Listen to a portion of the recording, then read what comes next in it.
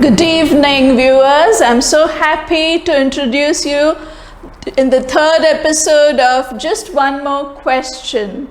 I'm very pleased to introduce our guest, Dr. Calvin Allen, who has come all the way from United States and who is Dean Emeritus at University of Shenandoah, Virginia.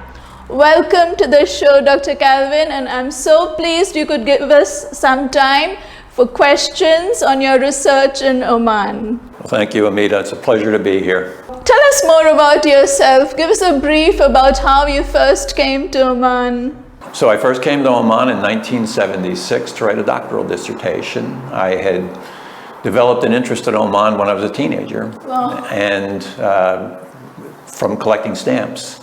And so I was interested generally in Middle Eastern history, but also studied some South Asian history and African history.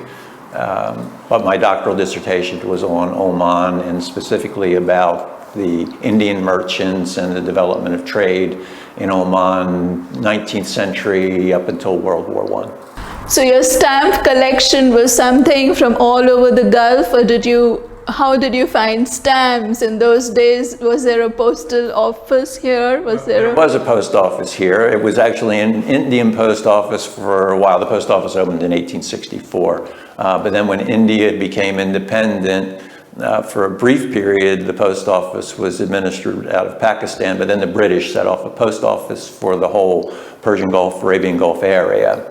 But then in 1966, Oman began issuing its own stamps.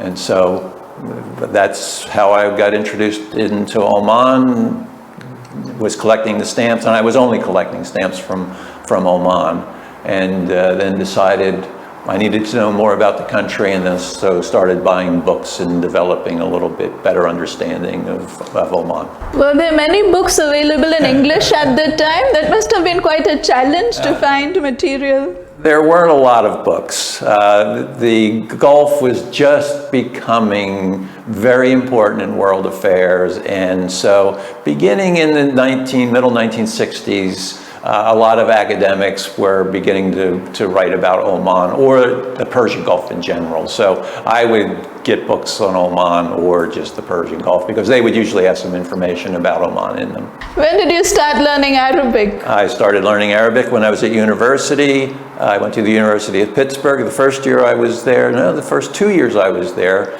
they didn't offer Arabic. But then my junior year they started, and I jumped at the opportunity, and so took 2 years of Arabic before I started graduate school, and then continued to study Arabic while I was in graduate school.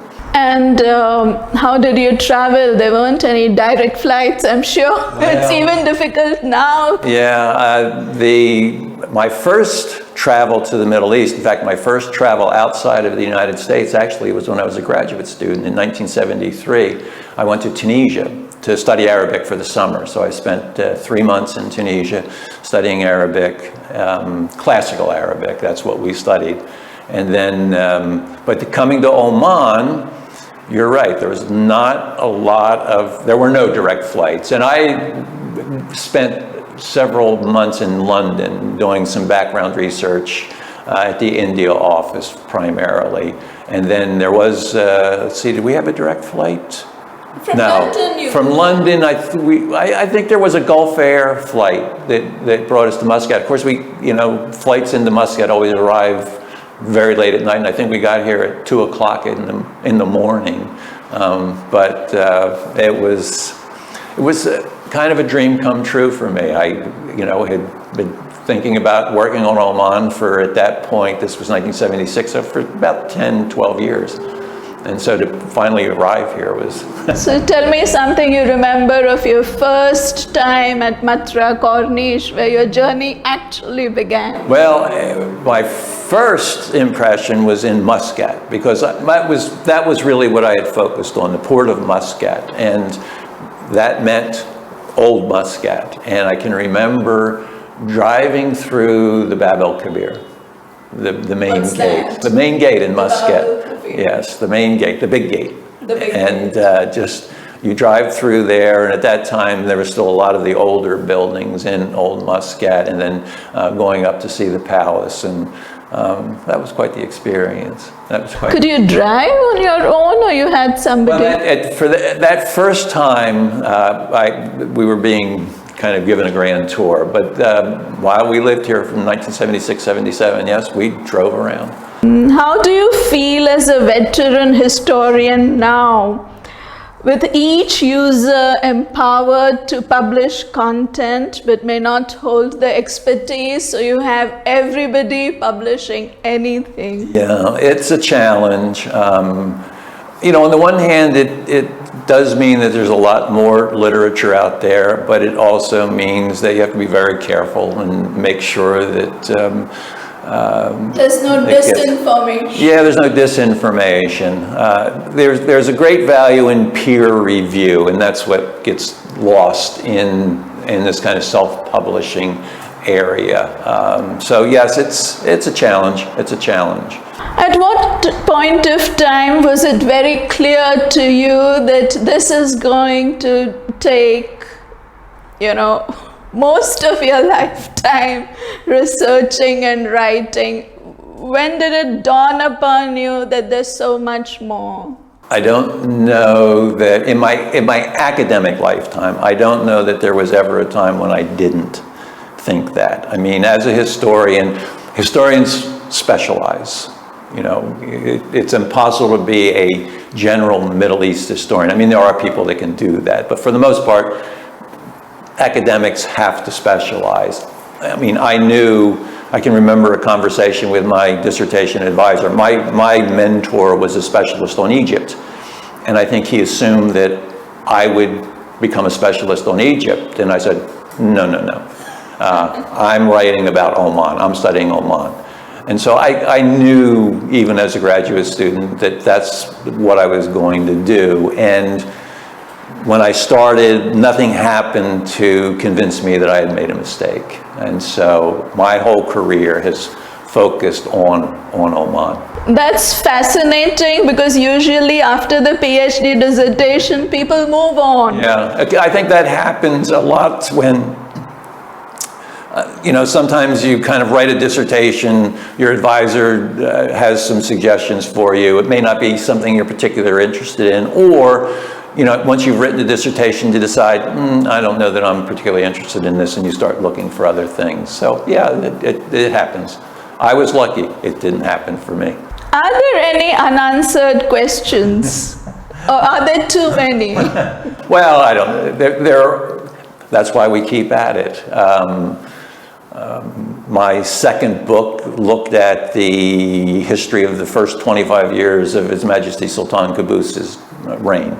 Have you met him? No. But I wrote that book, that was a co-authored book, that was published first in 2000. It's now 2022, and I look at that book and sometimes cringe, thinking, that's really not the way it was. So for historians, it's constantly rethinking what you've done. As time evolves, as more information becomes available, things are always changing. So even the questions that I was trying to answer in my dissertation, I'm still looking at them. So the questions don't end. The questions don't end. But that's the nice part about it. That's the best part about research. It keeps you going. Yeah. So tell us what sort of challenges you had to overcome. I can imagine the travel and the new culture. But what about the different languages? Because here was Arabic, one official language, but then I'm sure all the business took place in, you studied Indian merchants who were from Mandvi, who were from Gujarat, and as far as I know, Kutchi is their language, but they write in the Gujarati Devanagari script. So how did all that fall in place? It was by far the biggest challenge, the language issue, because I can read Arabic, so I was able to handle that part of it. But as you mentioned, I was really focusing on the Gujarati merchants.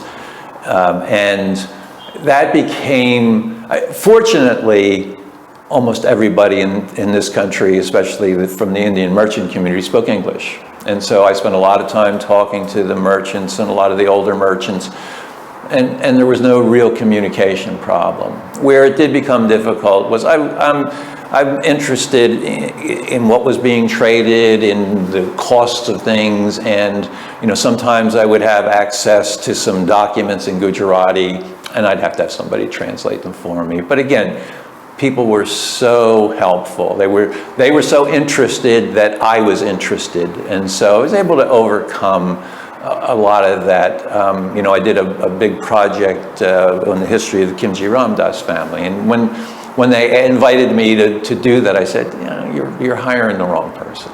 Okay. I don't speak Gujarati. I don't read Gujarati. You're a Gujarati family, and they said, don't worry. And so, there are always challenges.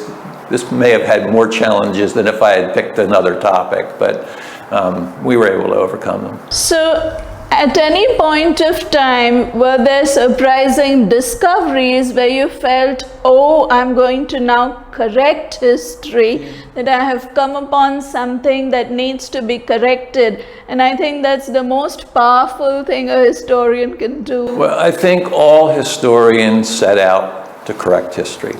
I was writing about, my interest was in what happened to the port of Muscat. There was kind of an idea that Muscat had been a very important port, 16th, 17th, 18th, into the 19th century. But in about the middle of the 19th century, the port began to decline, or at least that was the kind of standard conventional wisdom. That was what the interpretation was. The port had started to decline in the mid-19th century, and then just really had become an isolated, backward part of the world until Sultan Qaboos took the throne. And I had read all of that was available, and so I wasn't comfortable with the idea that the port had just kind of died. And so when I came here, that's the question I had. Did Muscat actually decline, and if it did, why? And so when I came here and started talking to the merchants and started looking at what was going on in the late 19th century, that wasn't true. Muscat wasn't in decline. There was a very active port.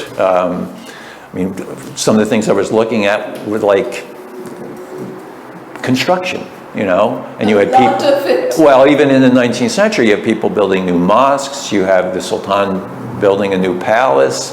There's and I think even roads. Some in the 19th century, but so yes, the port was not going through this major decline that other people were talking about, and that's what historians do. You read something, you may know, since that's been written, more information has become available, and so you start to ask those questions, and then other questions come up. Who are these merchants? Where did they come from? Because there was not a lot written about that. So tell us about the two families, the two major merchant families you have met and recorded their history. Yes, well, for the 19th century, out of my dissertation, the main merchant family was Ratansi Purushottam. And so that's who I worked with most closely when I was here back in 1976, 77. And then as I started working on the 20th century, became more familiar with Kimji Ramdas, because they kind of emerged during especially after World War II. The period, World War I, the Great Depression, World War II, things are slow everywhere. But then after the war, World War II ends, economic activity kind of is reborn, yes. and Kimji kind of emerged during that period as the main Banyan family business here.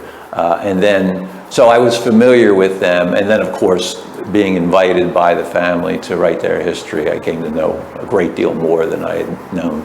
So have you been to their homeland, Mandvi in Gujarat, Kutch? I did. I went to Mandvi in 1977. I'm talking to all of these people from Mandvi, and they keep saying, oh, Cal, you need to go to Mandvi, you need to go to Mandvi. And I'm thinking, why? Why do I need to go to Mandwi? I'm working on Indian merchants in Muscat. But, they said, no, you need to go and see what this place is like. And so how was the experience? It was fantastic. It was my first time in India. And it was also right during, this was 1977, June 1977. And they were just going through the run-up to the first election after the end of the emergency. Oh, so there was campaigning going on. Okay. And, as I said, I'd never been to India. I did spend a couple of days in Mumbai. Was able to meet Gokul Das, Kimji Ram Das, who had been the kind of architect of the development of Kimji Ram Das, and I spent a couple of hours talking to him. But then, flying to Bhuj in Gujarat and then taking the bus to Mandwi. And, my friend Vimal likes to joke about me being a Gora, a white man. And so here I am in Mandwi, and I can remember I was lucky to connect with a family, and they invited me to stay in their home.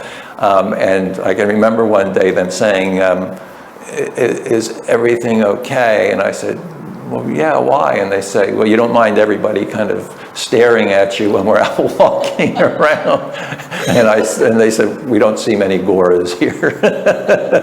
But it was a fantastic experience. People were so nice to me, and I got to interview a lot of kind of other members of both Ratansi's family and so that did widen the perspective. It widened the perspective, and I saw, where these families had come from, got a much better understanding of Kutchi history, was able to visit the boat building places in Mandwi, and so I'm so glad that they kept telling me, you must go to Mandwi, because it really gave some context and perspective that I would not have had otherwise.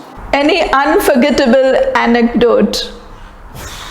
There must be many, I'm sure. But as a historian, the one that I will always remember, because in many ways I think it made my career. I certainly made my dissertation.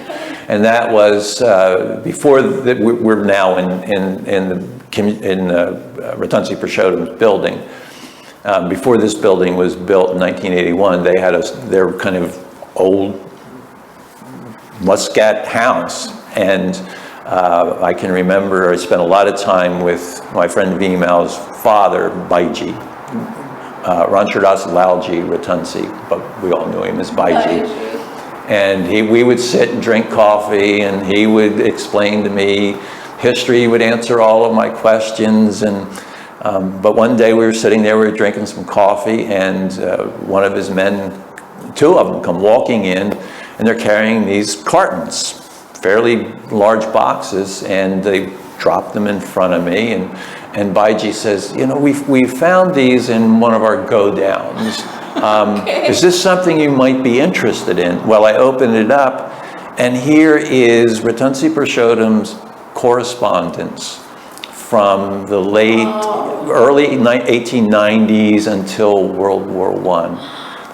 And to make my life easier, this is mostly in English. It was from their date. They traded in dates to the United States, so it was their correspondence with the William Hills Company.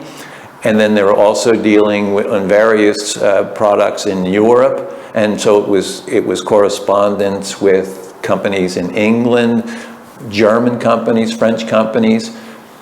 This was a gold mine. You found your treasure. That's exactly right. And that too first-hand evidence. That's right. So here, as a historian, here are the documents, and no one else had ever seen them. Wow. Well, that's not true. Certainly the family had seen them, but no other academic had ever seen them. Yes. And so here was the archive, and that made my dissertation, which made my career. Those were evidences in business. Was there any art, any photography that told you more? There's not a lot. There's almost none. Vimal has some photographs of his grandfather. there are some family photographs, but not a great deal. And that was a challenge too in working with Kimji Ram Das, that there's not a strong photographic record of what's going on. Back in 2005, I helped curate an exhibit at Beit Zubair, the museum, and it was on 50 years of Omani-Indian relations, 5,000 years of Indian-Omani contacts. Wow, and Beit Zubair has been at the center when it comes to history and culture. Yes, that's right, that's right.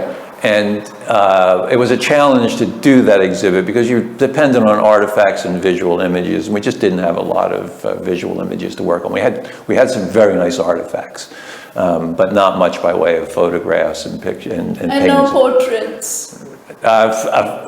We do have. There is a portrait of Ratansi Purushottam. Oh. Yes, there is, but again, not much. You've built a lifetime of work, you've got lots of articles, and you've got books, and you enjoy a very deep bonding with Mr. Vimal Bhai and Pankaj Kimji, His Excellency. In the present generation, you know them very well too. So how often do you see a marked semblance an approach to entrepreneurship between grandfather, father and son, because you have seen 3 generations of them and you're seeing their sons as well. Right. I have seen 3 generations of the Kimjis. I only met Gokul Das Kimji once, and he had retired. He was in Mumbai by that time, but he really was kind of the old generation of the Indian merchant. I can remember going to their office, for example, in 1976, and it was still in Muscat. It was in the old Banyan Souk in Muscat, and what distinguished Gokul Das was, he had left, but the office was still set up pretty much the same way. He had a cabin, and I thought, somebody mentioned that to me. Gokul Das is the only one that has a cabin, and I'm thinking, but he had an office. And everyone else had desks out, and they were kind of the traditional desks. What we call the bajot, Yes. And then you had the red books. That's right, exactly. And so and they were wrapped. That's right. Year after year. Yeah, and so that was Kimji, Gokul Das, and then of course when I was working on Kimji Ram Das, the history of the company with Kanak Bhai, he has a very nice office. Things have changed. Things have changed tremendously, and he must have been very young when he took over. Yeah, I don't 1970. So yeah, he was. Well, he was working with his uncle, Matradas, who was the senior, obviously. But yeah, he was fairly young. But so there's a marked kind of difference.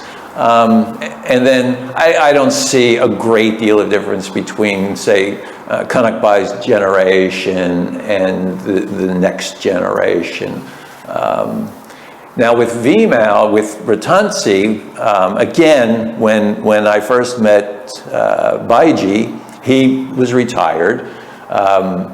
Vimal had taken over as manager of the company. They were running their operations out of their home here, but Bhaiji was kind of in retirement in basically a cabin that they had built on the roof of the house. Okay. And so, but again, very much that older generation, dressed in his regular Indian clothes, and also, I think the other characteristic where there's a change is very, very formal. I mean, we spent lots of time together, but it was still one of the things I remember about Bhaiji is we would have conversations, but he always wanted the questions in advance, so he had time to think about them. And very careful consideration. Very careful consideration, but also wanted to make sure that he answered them in proper English. Oh, yes. And so that was very important to him, and because I did tape our discussions. And then VMAL, I don't see. Very fluent. I don't see, and I don't see a great deal of difference in behavior between VMAL and me. I mean, we're almost the same age, and so friends, and so we. And by now, this is the third generation. Yeah, so now in the third generation there is Drew, and I've known Drew since he was a baby, yes. and so he's almost like, my sons are a little older than Drew, but still, I mean, it's like I treat him like he is one of my sons. So it's that third generation back is very different. The current generation, it's very comfortable. Yeah. So when it was a great loss for the community here when Kanak Bhai expired, it was deeply disturbing. How did you deal with the losses? Because it's not like being an outsider anymore. Right. The sad thing was that, of course, I wasn't here when it happened. When Baiji died, I was back in the States. I was working, but VMAL let me know that Baiji had died, and it was sad. I'd become very close to him, and fortunately, when Baiji died, I was coming back to Oman, so I was able to be here when VMAL was performing some of the funeral services, the various Hindu services. I actually went to the temple with him while he was doing those. So I gave some sense of closure. I was about to say that helped you to overcome it. Right. So that was that situation. Now with Kanak Bhai, I wasn't here. I wasn't planning to come here, so I missed out on all of that. But how regularly had you been in touch? Like a couple of years? I was. Again, there's the generational thing, and Kanak Baiji didn't do any kind of email or anything like that. And so all of my communication has always been with either VMAL and then with Kimji, either Nyalesh or Pankaj, yes. And so, I would get information secondhand. And so I did always copy emails to Kanak because I knew that he would eventually see them. But I never expected him to reply to them. But it was sad. And I think of both of them often because they were so important to my work. Yeah. What do you think is special, unique about the family values that are part of the inheritance, to be born in this family as Vimal Purecha, as Dhruv, as Pankaj, as Nainesh Bhai, as Ajay Bhai? What is it that you see that has not changed? Right. I think in all of those, both of those families, and I think generally all of the families that I've gathered any information about here, there is that strong sense of family. Ajit Bhai is now the sheikh. Yeah, exactly. And so, they have strong ties within the family. And within the community. Now, yes, everybody has differences, and families have differences, and sometimes families quarrel, but still there is that sense that we are Kimjis. We are Kimjis, or we're Purechas. And then it goes further than that, because there is that very strong sense of we're Bhatia, we're Hindu. Commitment. And so, yes, and that's very important part of all of these families. And that's something very different than, say, my experience as an American, where, we have strong family ties. I don't think we're near as aware of, I can remember my grandparents before that, whatever. And then that kind of, the spiritual tie isn't near as strong as it is that I see here in the Banyan community. Now I have a difficult question for you. You have only talked to the men in the family. What about her history? What about the women? Okay. They married, they came from India, a completely different setup. Yeah, well, I will correct you in that I have spoken I spoke to the Kimji women in particular. I did interview the wives. I had very good I had good conversations with all of them, and I was able to get their perspectives. I was interested in, the adjustments and adaptation. The adjustments, and just what did it mean to be a woman here in Muscat, in Oman. Now, some of them had actually been here, so they weren't all kind of new to the area. Yeah. So I did learn a fair amount about that. In Ratansi, I mean, I didn't interview Vimal's mother, and Vimal's grandmother was still alive when I first came in 76, 77. But I've known Nina a long time. And I spend, a lot of time chatting with Nina, and very much enjoyed seeing the quilts that she made this visit. My wife is a quilter, and so I got a chance to see all of Nina's quilts, and I get information from her about, she prepares the meal, and, I ask her about what's being made, and tomorrow I'm going to bake an apple pie for her. Okay. So it's like you have got a different perspective as well, because their challenges were different. Oh yeah, absolutely. And I remember you mentioned that there was an attempt to start a bank which did not go off. Yeah, that's back in the 1940s, and Oman didn't get a bank until 1948. I mean, there are good business reasons why that didn't happen, and the attempt. That was Baiji Bhai who tried. No, it was Gokul Das that tried. Well, it wasn't so much that he tried. He was invited to be the director of a bank. It was a Persian bank, and there were political issues. Britain was very much involved here in Oman, and they wanted a British bank here first. No British bank was willing to open up then, but still they discouraged any other bank from opening up. And Gokul Das, needed British approval to get things done, and so it had to wait. And then 1948, what became British Bank of the Middle East finally did open a branch here. That's interesting how, there was a very strong desire. Sure. Yeah, and that's very enterprising, and I can imagine that, that's their strength. The whole family is so outgoing and enterprising when it comes to progress and moving forward and doing things new. Yeah. So it has been wonderful listening everything from you, and I have learned a lot.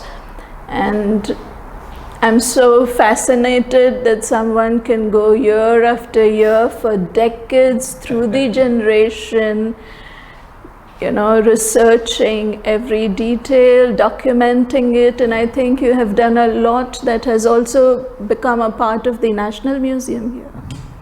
So these are evidences, documents from New York and here? Well, there's documents, from New York, from Europe. There are documents from here, kind of mortgage documents and correspondence, stuff like that. Yep. So, what are you currently working on? I am currently working on being retired.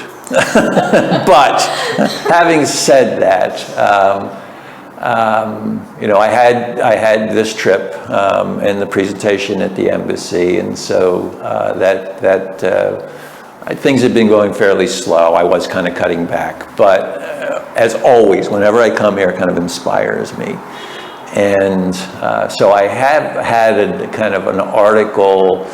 I've been on and off of for several years. It's come out of the work I did on Kimji Ram Das, and I have a draft of an article on Gokul Das that I was thinking, no, maybe it's not going to get published, but I've kind of got a little inspired. And actually, the presentation, I was having trouble.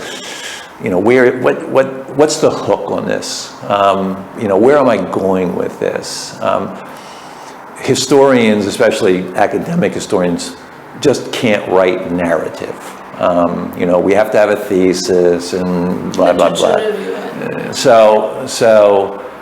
But having come on this trip, I'm charged up about, getting that finished and getting it out. And then after that, we'll see where things go. So, coming to the end of this lovely discussion and getting to know so much more, what future direction should a younger historian take, and how would they continue to write about Middle East history? What would you advise them to continue from your research? I think it's a fantastic time. Well, it's a fantastic time to be a historian. You would ask earlier about kind of what this whole technological revolution and the ease of publication and all of that, and kind of the downside of that. The other side of that is, and I can remember telling my students this 5-6 years ago, saying, especially graduate students, you guys have it easy. When I wrote my dissertation in 1976, I had to go to London to go to the India office to look at the India office archives. I came to Oman. I came to Oman because I needed to see what was here. I needed to talk to people. I, in other works, have had to go to India, to the Maharashtra State Archives, because again, I need to see the archives, I need to see the documents. I had to go to libraries all over the place because my University of Washington library may not have had a book that I needed to see. So there were a lot of challenges in doing that. So when I wrote my dissertation, that was the process. I wrote my first book essentially sitting in my office because... Thank you, Google.